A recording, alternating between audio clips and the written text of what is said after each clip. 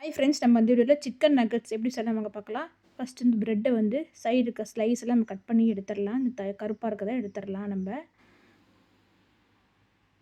எடுத்துட்டு ஒரு 2லேருந்து ஒரு 3 பீஸ் 2 ப்ரெட் இல்லை 3 ப்ரெட் எடுத்து இந்த 4 கட் பண்ணி மிக்ஸி ஜாரில் சேர்த்துக்கோங்க.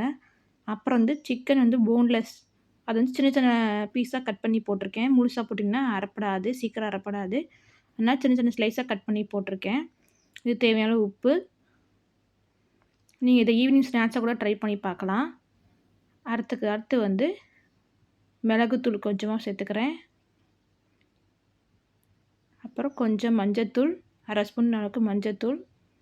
மிளகாத்தூள் காரத்துக்கு தகுந்த மாதிரி நீங்கள் சேர்த்துக்கலாம். காஷ்மீர் மிளகாத்தூள் இருந்தால் அதையும் நீங்கள் சேர்த்துக்கலாம். நான் சேர்க்கலை. அப்புறமா கொஞ்சமாக 1/2 டீஸ்பூன் அளவுக்கு சோயா சாஸ். அப்புறம் வந்து ஒரு வெங்காயம், பச்சை மிளகாய் சேர்த்து சின்னவங்க அந்த ஃப்ளேவர் பிடிக்கணுன்னா பச்சை மிளகாய் சேர்த்துக்கலாம். நான் சேர்க்கலை. அப்புறம் கொஞ்சமாக கொத்தமல்லி. இதுமாரி நைஸாக அரைச்சி நம்ம எடுத்து வந்துக்கலாம்.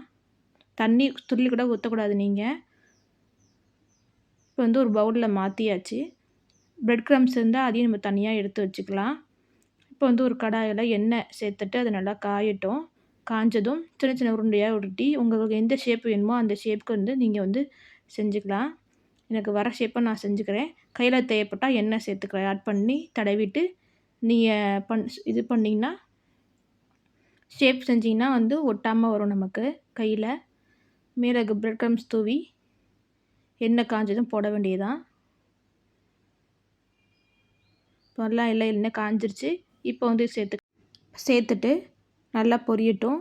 எண்ணெய் நல்லா சூடாக இருந்தால் தான் வந்து ப்ரெட் க்ரம்ஸ் வந்து தனியாக வராது. இப்போ வந்து இன்னொரு ஷேப்புக்கு ஓவல் ஷேப் மாதிரி நான் செஞ்சுக்கிறேன். உங்கள் எந்த ஹார்ட்டின் ஷேப்பு, ஸ்கொயர் ஷேப் எது வேணுமோ அது மாதிரி நீங்கள் செஞ்சுக்கலாம். இதையும் நான் போட்டேன் நல்லா. இதேமாரி பாருங்கள் நல்லா ப்ரௌனிஷாக ஆயிடுச்சு கொஞ்சம் நேரத்தில். இப்போ உரல் வெந்ததும் நம்ம வந்து எடுத்துடலாம். எடுத்து பிளேட்டில் வச்சுக்கலாம்.